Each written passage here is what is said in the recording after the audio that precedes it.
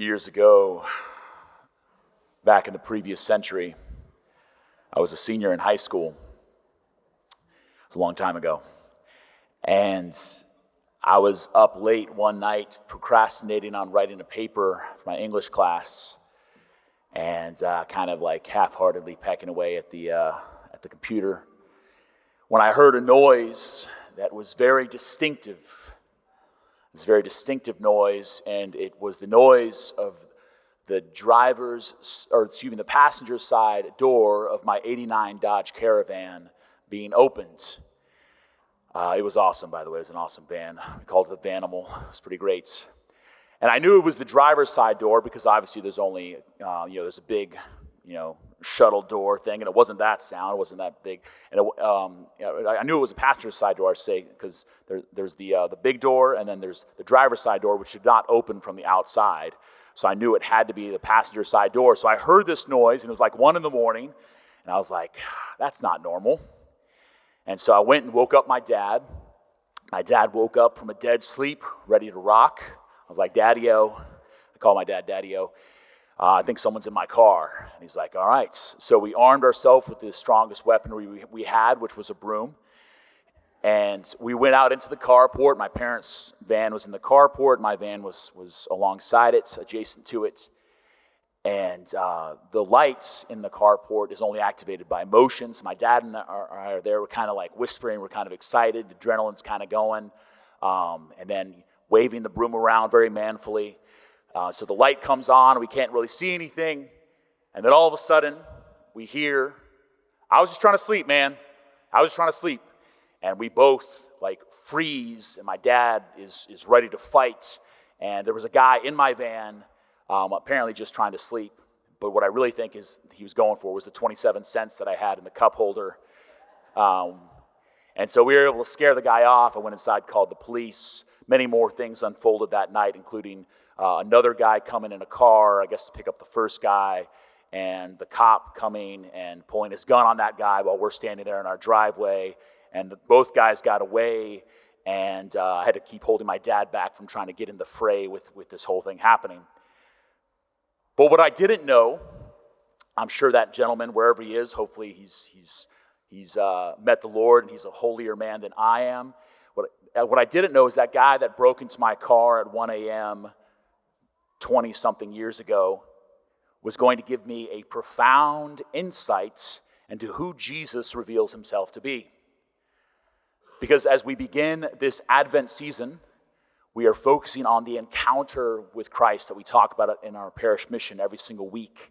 And the encounter with Christ and everything we do during this Advent season, the readings that we'll read will help us to know Jesus in a deep and profound way, including in this very surprising way which Jesus describes. He says, be sure of this, if the master of the house had known the hour of night when the thief was coming, he would have stayed awake and not let his house be broken into.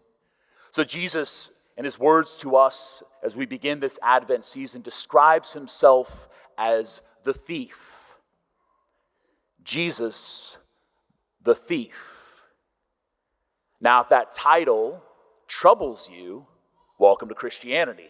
Because I think far too often we settle for reading the gospel, practicing our faith, living as Catholics, living as Christians, in a way that leaves us completely and totally untroubled, completely and totally comfortable.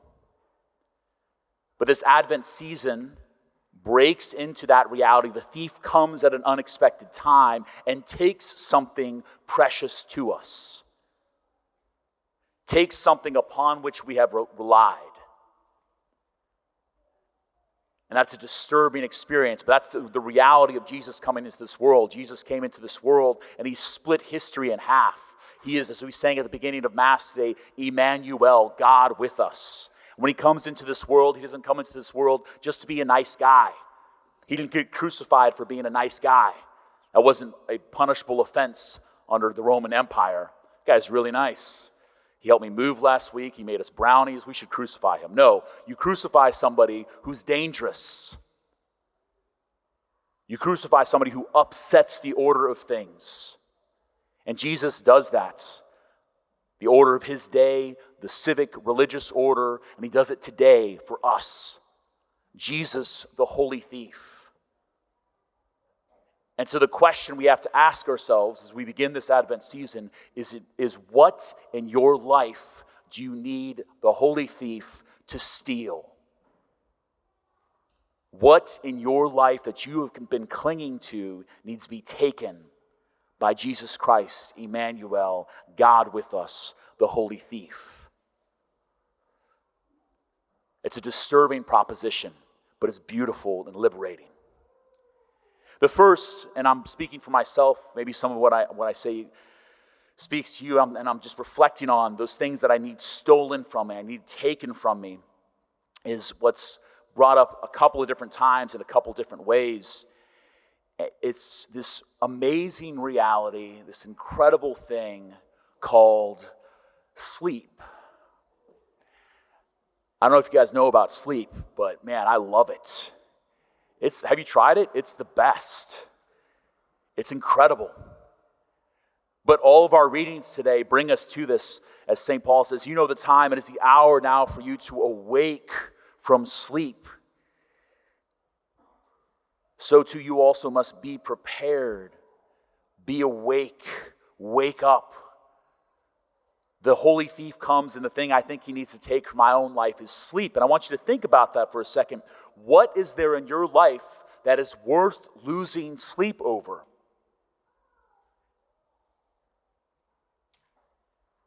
The church has a long tradition in our 2,000-year history of this reality that we call vigils.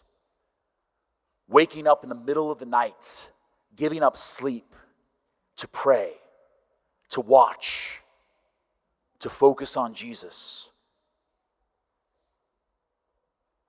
One of the things that I experienced growing up, my family has been very involved in the Perpetual Adoration Chapel, Perpetual Eucharistic Adoration Chapel over at Blessed Sacrament in Tallahassee, where Father Pete is now the pastor. My mom's been heading that up. She's the one who started it. They're going 25 years plus strong there of perpetual Eucharistic adoration through the night. Our own chapel, we hope in the coming year to work back towards perpetual Eucharistic adoration, where every day, morning, noon, and night, every moment, every hour, someone is in prayer, in keeping vigil with Jesus in the chapel, praying. I grew up in a household where my mom was running the show there. My dad would quite often do several hours of early morning hours, 1, 2, 3 o'clock in the morning of Eucharistic adoration throughout the week. Wake up, go pray for a couple of hours, come home, get a little bit of sleep, and go to work. Those things that we put as the highest priority, we need to allow Jesus, the holy thief, to take them from us for something even better. What would it mean in your life during this Advent season if you began to allow Jesus, the holy thief, to take some sleep and let it be replaced with prayer? To come in the middle of the night, our adoration chapel, though it's not covered 24 hours yet, it is available 24 hours a day, 7 days a week. Or to get up in the middle of the night for that person that's been struggling in your life, that person that's struggling with addiction, or that person that's going through a terrible divorce, or that person that's struggling because of illness, for you to get up in the middle of the night, put your knees on the ground, and begin to pray for them. For the holy thief to take sleep. The second thing, and this is for me, if it applies to you, that's great, is this reality that we call comfort, pleasure. It bears noting that we today live in the most comfortable civilization in the history of the world.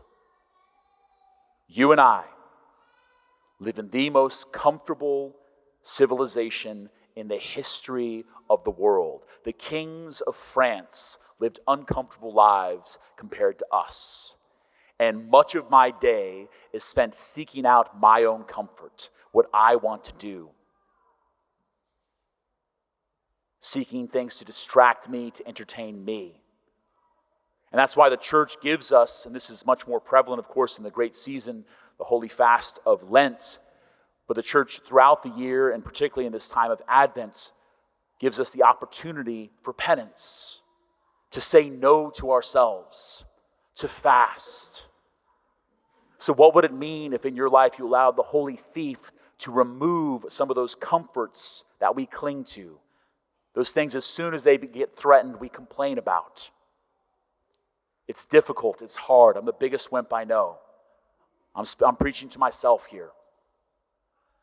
But what if when that begins to be removed, if I begin to fast from food or alcohol or social media or television or air conditioning, whatever it is, I allow that to be removed and allow in its place to be a focus on Jesus Christ, Emmanuel, God with us. And I allow that God of pleasure, that God of comfort to be taken away, so that my encounter with the Lord can grow and deepen. The last thing, and this maybe ties them all together, maybe they're all the same thing, is time. Time. Brothers and sisters, you know the time. It is the hour now for you to awake from sleep. Let us throw off the works of darkness and put on the armor of light. Time. One of the most profound and ridiculous lies that anyone can repeat or believe is the lie of my time. My time is my own. It is the most ridiculous lie that we repeat and believe in the history of the world. Why is it ridiculous? Because none of it's yours. You can't create a single second of time, and neither can I. And it's so dangerous when we believe this lie. It's dangerous to our interpersonal relationships. It's dangerous to our relationships at work. It's dangerous especially to our spiritual life, because as soon as I believe that lie, I am much more tempted and likely to fall into anger and vitriol and bitterness. Because as soon as I say, well, I'm going to work for this next hour, then after that, it's my time. The last time you did that, as soon as somebody encroaches on that sacred so-called time of yours, think of how angry you got. Think of how bitter. Think of how furious. Think of how indignant. Maybe that's just me. Why? Because we believed a lie. None of it's yours. None of it's mine. It's all gift. So if I can ask Jesus Christ, Emmanuel, God with us, the holy thief, to take from me some of that time that I've clung to, that I pretended to cobble for my own. And I begin to say, Jesus, what if I gave you my time? What if I spent time with you? Everything we do throughout the Advent season, our penance service coming up, we have our Holy Spirit night ablaze happening next week on Wednesday. We have my sister-in-law Colleen is going to give a beautiful night of song and reflection on the 14th for our night of joy. Everything that we do, taking time to focus on Jesus, not on what I want, but to look at him. And it's only through that, as the holy thief takes away those false gods that we have clung to, that we can truly be free, that we can truly be happy. So that's the invitation, to ask that question. What is it that Jesus Christ, the holy thief, in this season of Advent needs to steal from you? Brothers and sisters, you know the time. It is the hour now for you to awake from sleep. For our salvation is nearer now than when we first believed. The night is advanced. The day is at hand. Let us then throw off the works of darkness and put on the armor of light. Put on the Lord Jesus Christ and make no provision for the desires of the flesh.